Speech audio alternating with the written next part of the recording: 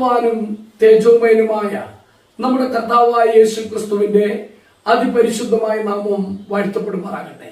അനുഗ്രഹീതമായ ഒരു കർത്തൃ ദിവസം കൂടെ നമുക്ക് ദാനം ചെയ്ത ദൈവത്തിന് നന്ദി നിറഞ്ഞ ഹൃദയത്തോടെ സ്തോത്രം ചെയ്യാം. കർത്തൃദിന ധ്യാന ചിന്തയിലേക്ക് സ്വാഗതം. നമ്മുടെ കർത്താവിനെ ആരാധിക്കുവാൻ എന്റെ ഹൃദയത്തിൽ പ്രേരണ ലഭിച്ച ഒരു വേദഭാഗം ഞാൻ വായിക്കുന്നു. യോഹന്നാൻ എഴുതിയ 1-ാം ലേഖനം, അതിന്റെ 1-ാം അധ്യായം 1-2 വാക്യങ്ങൾ. ആദ്യം മുതലുള്ളതും ഞങ്ങൾ കേട്ടതും സ്വന്തം കണ്ണുകൊണ്ട് കണ്ടതും ഞങ്ങൾ നോക്കിയതും ഞങ്ങളുടെ കൈ തൊട്ടതുമായ ജീവന്റെ വചനം സംബന്ധിച്ച് ജീവൻ പ്രത്യക്ഷമായി ഞങ്ങൾ കണ്ട് സാക്ഷീകരിക്കുകയും പിതാവിനോട് കൂടെ ഇരുന്ന് ഞങ്ങൾക്ക് പ്രത്യക്ഷമായ നിത്യജീവനെ നിങ്ങളോട് അറിയിക്കുകയും ചെയ്യുന്നു. ഞങ്ങൾ കണ്ടും കേട്ടുമുള്ളത് നിങ്ങൾക്ക് ഞങ്ങളോട് കൂട്ടായ്മ ഉണ്ടാകേണ്ടതിന് നിങ്ങളോടും അറിയിക്കുന്നു. ഈ വേദഭാഗത്ത് വളരെ പ്രത്യേകമായ നിലയിൽ ഉപയോഗിച്ചിരിക്കുന്ന ഒരു പദപ്രയോഗമാണ് ഇന്ന് കർത്താവിനെ ആരാധിക്കുവാൻ എനിക്ക് പ്രേരണ നൽകിയ ഒരു കാര്യം. പ്രത്യക്ഷമായ നിത്യജീവനെ നിങ്ങളോട് അറിയിക്കുകയും ചെയ്യുന്നു. പ്രത്യക്ഷമായ നിത്യജീവൻ, അതെ, ഈ വേദഭാഗം തുടങ്ങുന്നത് തന്നെ ആദ്യം മുതൽ ഉള്ളത് എന്നാണ്. അപ്പോൾ what was from the beginning, ആദ്യം മുതൽ ഉള്ളത്. ആദിയിൽ വചനമുണ്ടായിരുന്നു, വചനം ദൈവത്തോടു കൂടെ ആയിരുന്നു, വചനം ദൈവമായിരുന്നു, വചനം ജഡമായി തീർന്നു, കൃപയും സത്യവും നിറഞ്ഞവനായി നമ്മുടെ ഇടയിൽ പാർത്തു എന്ന് യോഹന്നാൻ അപ്പോസ്തലൻ ആരെക്കുറിച്ച് പറഞ്ഞോ ആ ആളിനെ കുറിച്ചാണ് ഇവിടെ പറയുന്നത്. നിത്യജീവൻ പ്രത്യക്ഷമായി എന്ന് പറയുന്നത്. Proclaim to you the eternal life which was with the Father and was manifested to us. പിതാവിനോട് കൂടെ ഇരുന്ന നിത്യജീവൻ, ഞങ്ങൾക്ക് പ്രത്യക്ഷമായ നിത്യജീവൻ എന്നാണ് ആ നിത്യജീവനെ കുറിച്ച് പറയുന്നത്. ഇവിടെ നിത്യജീവൻ എന്ന് പറയുന്നത് ഒരു വ്യക്തിയെ കുറിച്ചാണ് പറയുന്നത്. അവൻ ആരാണ്? ആദ്യം മുതൽ ഉള്ളവനാണ്. ആദ്യം മുതലുള്ള നിത്യജീവൻ. നിത്യജീവൻ ദൈവത്തിന് മാത്രമാണുള്ളത്. ആദ്യം മുതലേ ഉള്ള നിത്യജീവൻ ദൈവത്തിന് മാത്രമാണുള്ളത്. ആ നിത്യജീവൻ ഒരു വ്യക്തിയാണ്. വചനം ജഡമായി തീർന്നവനാണ്. അതുകൊണ്ട് ആ കർത്താവിനെ കുറിച്ച് യോഹന്നാൻ പറയുമ്പോൾ പറയുന്നത്, ഞങ്ങൾ കേട്ടു, സ്വന്തം കണ്ണുകൊണ്ട് കണ്ടു, ഞങ്ങൾ നോക്കി. ഇവിടെ ആവർത്തിച്ച് കാണുന്ന ഒരു കാര്യമാണ് ഞങ്ങൾ കണ്ടു, ഞങ്ങൾ നോക്കി, പിന്നെയും ഞങ്ങൾക്ക് പ്രത്യക്ഷമായി, പിന്നെ നിങ്ങളോട് അറിയിക്കുന്നു എന്ന് ആവർത്തിച്ച് പറയുന്ന വാക്ക് നാം ആവർത്തിച്ച് കാണുകയാണ്. ഞങ്ങൾ സ്വന്തം കണ്ണുകൊണ്ട് കണ്ടു, പിന്നെയും നാം കാണുകയാണ് ആ ജീവൻ പ്രത്യക്ഷമായി, പിന്നെയും കാണുകയാണ് കണ്ടു സാക്ഷീകരിക്കുന്നു, പിന്നെയും പറയുകയാണ് പ്രത്യക്ഷമായ നിത്യജീവൻ, പിന്നെയും പറയുകയാണ് ഞങ്ങൾ കണ്ടും കേട്ടുമുള്ളത് നിങ്ങൾക്ക് ഞങ്ങളോട് കൂട്ടായ്മ ഉണ്ടാകേണ്ടതിന് നിങ്ങളോടും അറിയിക്കുന്നു. അപ്പോൾ ആവർത്തിച്ച് പറയുകയാണ്, ഞങ്ങൾ കണ്ടു, ഞങ്ങളുടെ കണ്ണുകൊണ്ട് ഞങ്ങൾ നോക്കി, ഞങ്ങൾക്ക് പ്രത്യക്ഷമായി. എന്താണ് പ്രത്യക്ഷമായത്? നിത്യജീവൻ പ്രത്യക്ഷമായി. പിന്നെയും നാം കാണുകയാണ് വചനം സംബന്ധിച്ച് ജീവൻ പ്രത്യക്ഷമായി. അപ്പോൾ ജീവന്റെ വചനം സംബന്ധിച്ച് ജീവൻ പ്രത്യക്ഷമായി എന്ന് പറയുമ്പോൾ വീണ്ടും അത് കർത്താവായ യേശുക്രിസ്തുവിനെ കുറിച്ച് തന്നെയാണ്.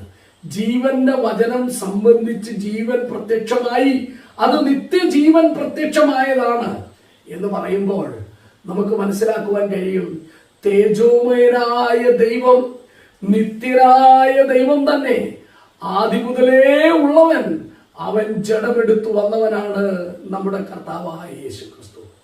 ആ കർത്താവിനെ കുറിച്ച് യോഹന്നാൻ അപ്പോസ്തലൻ തന്റെ 1-ാം ലേഖനത്തിൽ പറയുമ്പോൾ അവനെ കുറിച്ച് പറയുന്നത്, അവൻ വെളിച്ചമാണ്, അവനിൽ ഇരുട്ട് ഒട്ടുമില്ല എന്നാണ്. 5-ാം വാക്യം, ദൈവം വെളിച്ചമാകുന്നു, അവനിൽ ഇരുട്ട് ഒട്ടും ഇല്ല. അപ്പോൾ യേശു കർത്താവ് അവൻ നിത്യജീവനാണ്, പ്രത്യക്ഷമായ നിത്യജീവനാണ്, അവൻ വെളിച്ചമാണ്, അവനിൽ ഇരുട്ടൊട്ടുമില്ല. അവനോട് കൂട്ടായ്മയുണ്ട് എന്ന് പറയുന്നവന് പാപത്തിൽ നടക്കുവാൻ കഴിയുകയില്ല എന്ന് യോഹന്നാൻ പറയുകയാണ്. അതിനുശേഷം നാം 7-ാം വാക്യത്തിൽ വായിക്കുകയാണ്, യേശുവിന്റെ രക്തം സകല പാപവും പോക്കി നമ്മെ ശുദ്ധീകരിക്കുന്നു. ദൈവത്തിന്റെ പുത്രനായ യേശുവിന്റെ രക്തം സകല പാപവും പോക്കി നമ്മെ ശുദ്ധീകരിക്കുന്നു. അപ്പോൾ നമ്മെ ശുദ്ധീകരിച്ചത് എന്തിനാണ് എന്ന് നാം കാണുന്നു.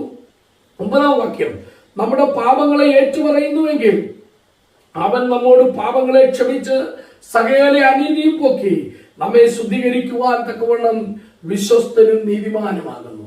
അപ്പോൾ നമ്മുടെ പാപം പോക്കി നമ്മളെ ശുദ്ധീകരിച്ചു. എന്തുകൊണ്ട്? നാം നമ്മുടെ പാപങ്ങളെ ഏറ്റുപറഞ്ഞു. അതുകൊണ്ട് ദൈവം വെളിച്ചമാണ്, ദൈവം വിശ്വസ്തനാണ്, ദൈവം നീതിമാനാണ്. ദൈവം വെളിച്ചമാണ്, അവനിൽ ഇരുട്ടൊട്ടുമില്ല. അവൻ നീതിമാനാണ്, അവൻ വിശ്വസ്തനാണ്. കാരണം അവൻ നമ്മുടെ പാപങ്ങളെ നമ്മോട് ക്ഷമിച്ചു. അതെ, നിത്യജീവന്റെ വചനം അതാണ് ക്രിസ്തു. നിത്യജീവൻ അവനാണ് ക്രിസ്തു. അവൻ വെളിച്ചമാണ്, അവനിൽ ഇരുട്ടൊട്ടുമില്ല. യേശു ക്രിസ്തുവിന്റെ രക്തം സകല പാപവും പോക്കി നമ്മെ ശുദ്ധീകരിക്കുന്നു. അവൻ നിത്യനാണ്, സത്യവാനായ ദൈവമാണ്, അവൻ വിശ്വസ്തനാണ്, അവൻ നീതിമാനാണ്. ഇത്ര യോഗ്യനായ ഒരു ദൈവത്തെ നമുക്ക് വീണ്ടും ആരാധിക്കുവാൻ ഭാഗ്യം തന്നതുകൊണ്ട് നമുക്ക് ദൈവത്തിന് സ്തോത്രം ചെയ്യാം. നമ്മുടെ ദൈവം വെളിച്ചമാകുന്നു, അവൻ ഇരുട്ടൊട്ടുമില്ല.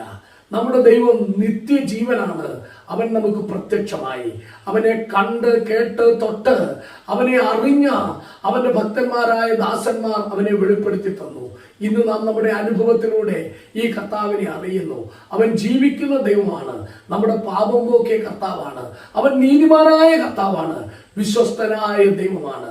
ഈ നീതിമാനും വിശ്വസ്തനുമായ നിത്യനായ ദൈവത്തെ നമുക്ക് ആരാധിക്കാം. അവൻ നമുക്ക് പ്രത്യക്ഷനായി. അവൻ പ്രത്യക്ഷനായതുകൊണ്ട് അവൻ തന്റെ ജഡത്തിൽ നമ്മുടെ പാപം വഹിച്ചുകൊണ്ട് നമുക്ക് വേണ്ടി മരിച്ചു. അവന്റെ രക്തം ചിന്തിയതുകൊണ്ട് അതിനാൽ നമുക്ക് പാപപരിഹാരം ഉണ്ടായി. ദൈവത്തിന്റെ പുത്രനായ യേശുവിന്റെ രക്തം സകല പാപവും പോക്കി നമ്മെ ശുദ്ധീകരിച്ചു. നമ്മുടെ പാപം ക്ഷമിപ്പാൻ തക്കവണ്ണം അവൻ വിശ്വസ്തനും നീതിമാനുമായിരുന്നു. ഇന്ന് രാവിലെയും ദൈവത്തിന്റെ സന്നിധിയിലേക്ക് അടുത്തു വന്ന് അവന്റെ വിശ്വസ്തതയെയും നീതിയെയും വർണ്ണിച്ച് അവന്റെ നിത്യസ്നേഹത്തെ വർണ്ണിച്ച് നമുക്ക് വേണ്ടി ക്രൂശിൽ മരിച്ച കർത്താവിന്റെ സ്നേഹത്തെ ഓർത്ത് നമുക്ക് വീണ് അവനെ നമസ്കരിക്കാം. സ്തുതിസ്തോത്ര യാഗങ്ങൾ അവൻ അർപ്പിക്കാം. അവന് സകല മഹത്വം അർപ്പിക്കാം. കർത്താവിന്റെ പൊന്നുനാമം വാഴ്ത്തപ്പെടുമാറാകട്ടെ. ഒരു വാക്ക് സ്തോത്രം ചെയ്യാം. സ്നേഹവാനായ ദൈവമേ, തേജോമയനായ ഞങ്ങളുടെ സ്വർഗസ്ഥ പിതാവേ, ഞങ്ങൾ നന്ദി നിറഞ്ഞ ഹൃദയത്തോടെ അങ്ങയെ സ്തുതിക്കുന്നു. ഞങ്ങൾക്ക് വേണ്ടി കാൽവരി ക്രൂശിൽ മരിച്ച അങ്ങയുടെ പുത്രൻ മുഖാന്തരം ഞങ്ങൾക്കുണ്ടായ രക്ഷയ്ക്കായിട്ട്, പാപമോചനത്തിനായി, ശുദ്ധീകരണത്തിനായിട്ട് ഞങ്ങൾ നന്ദി നിറഞ്ഞ ഹൃദയത്തോടെ അങ്ങയെ സ്തുതിക്കുന്നു. ത്രിയേക ദൈവത്തിന്റെ സന്നിധിയിൽ വീണ് ഞങ്ങൾ നമസ്കരിക്കുന്നു. ഞങ്ങൾ ഒരുക്കിക്കൊണ്ടുവന്നിരിക്കുന്ന സകല സ്തുതിയും സ്തോത്രവും ആരാധനയും പുകഴ്ചയും സർവവല്ലഭനായ ദൈവമേ അങ്ങയുടെ പാദപീഠത്തിൽ അർപ്പിക്കുന്നു. കൃപയുണ്ടായി സ്വീകരിക്കുമാറാകണമേ. ആമേൻ.